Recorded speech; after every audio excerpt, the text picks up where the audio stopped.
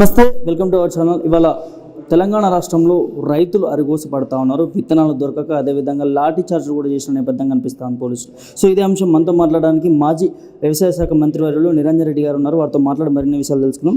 Sir, ఎట్లా చూస్తారు sir ఇవాళ పోలీస్ వ్యవస్థ రైతుల పట్ల లాఠీ చార్జ్ చేస్తూ ఉన్నారు? ఏం చెప్తారు? నేను ఒక వ్యవస్థ పరంగా, ఒక శాఖ పరంగా పోలీసుల్ని బదనాం చేయడమో తప్పట్టడం చేయి ప్రభుత్వం యొక్క నిర్లక్ష్యం, ఇది ప్రభుత్వం యొక్క బాధ్యతారాహిత్యం. రేవంత్ సర్కారు యొక్క రైతాంగ వ్యతిరేక చర్యలకు ఇది ఒక సజీవ దర్పణం. ఎందుకు సార్ విత్తనాల కొరత ఎందుకు ఏర్పడతా ఉంది? రైతులు ఇబ్బంది పడతా ఉన్నారు. నేను మొదటి నాడు చెప్పిన, ప్రభుత్వం ఏర్పడిన 3వ రోజు మాట్లాడేటప్పుడే చెప్పిన, మీరు ప్రభుత్వ పాలన మీద దృష్టి పెట్టండి. ఇది వ్యవసాయ సీజన్, ఇది యాసంగి సీజన్ ప్రారంభమవుతుంది. ఎందుకంటే నవంబర్ 30కి ఎన్నికలు అయిపోయినాయి, డిసెంబర్ 7కు ప్రభుత్వం ఏర్పడ్డది. 10-11 తారీఖులలో 2 రోజులు నేను ప్రెస్ పెట్టి చెప్పిన ఇక్కడే తెలంగాణ భవన్లో, మీరు దయచేసి సీజన్ మిస్ అయితే నష్టమవుతుంది. నీళ్ళు ఎన్ని ఉన్నాయి, ఏ రిజర్వాయర్లు ఎన్ని ఉన్నాయి, యాసంగికి ఎన్ని నీళ్ళు ఇవ్వగలరో, ఎన్ని నీళ్ళు ఇవ్వలేరో, ఎన్ని ఎకరాల్లో వేసుకోవాలో, వరి మిగతా ఏ పంటలు వేసుకోవాలో మీరు రాష్ట్ర రైతాంగానికి ముందే చెప్పండి. రైతులకు ఇక్కట్లు వస్తాయని చెప్పి నేను విజ్ఞప్తి చేసిన. ఎవరికి పాలన మీద పట్టు లేదు, ఎవరికి పాలన మీద ఆసక్తి లేదు. రాజకీయాలు తప్ప, గత పాలనను బదనాం చేయడము, ఆడిపోసుకోవడం తప్ప ఇప్పుడు మేమేం చేయాలి, మా చేతికి అధికారం వచ్చిందన్న దాని మీద ఎవ్వరికీ ఆసక్తి లేదు.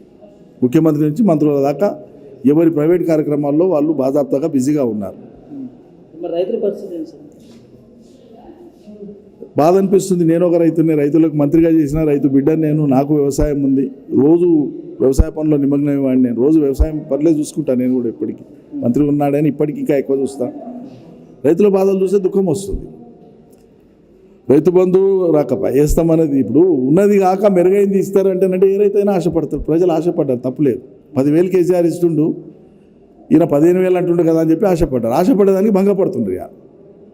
సో ఆశించిన ప్రజలను భంగపాటు గురి చేసినటువంటి పాపం కాంగ్రెస్ది. ఈ పాపానికి వాళ్ళు పరిహారం చెల్లించక తప్పదు. ఏ ప్రభుత్వమైనా ఓ 4 ఏళ్ళు 3 ఏళ్ళు దాటిన తర్వాత వ్యతిరేకత మూట కట్టుకుంటుంది, వాళ్ళ చర్యలు బాగలేకపోతే. కానీ కాంగ్రెస్ ప్రభుత్వం ఏర్పడిన నెల రోజుల లోపలే రైతుల యొక్క ఆగ్రహాన్ని చూరగొనడం ప్రారంభించింది. రైతుల సమస్యల నుంచి పుట్టిన తెలంగాణ ఉద్యమం ఇవాళ రైతు వ్యతిరేకంగా మారినటువంటి కాంగ్రెస్ పార్టీ ప్రభుత్వానికి చరమగీతం పాడుతుంది ఇదే రాష్ట్ర రైతాంగం. నీళ్లు లేక, కరెంట్ లేక రాష్ట్రంలో చాలా ఇబ్బంది పడతా ఉన్నారు. ఒకవైపు రుణమాఫీ కూడా 2 లక్షలు మాఫీ చేస్తామంటా ఉన్నాం. సో మనం బీఆర్ఎస్ ప్రభుత్వం ఉన్నప్పుడు ₹1,00,000 వరకు మాఫీ చేస్తే ఏకకాలంలో 2 లక్షలు మాఫీ చేస్తా ఉన్నాం. సో సాధ్యమంటారా సార్? ఇప్పుడు మనసుంటే మార్గం ఉంటుంది. వాళ్ళు ఏ గణాంకాలను, ఏ ఆర్థిక నిపుణుల సూచనలను దృష్టిలో పెట్టుకొని వాళ్ళు 2 లక్షలు ప్రకటించారో మరి దానికి కట్టుబడి వాళ్ళు చేయాలి. వాళ్ళు చెప్పింది కూడా మేము ఆనాడు చెప్పినాం ఇది సాధ్యం కాదయ్యా అని చెప్తే వాళ్ళు ఏమన్నారు, డిసెంబర్ 9కి నేను చేసి చూపిస్తాను మీరు చూడండి అని ప్రగల్భాలు పలికిండు ఉత్తర కుమార్ లాగా. అబాస్ పాలైంది వాళ్ళే కదా.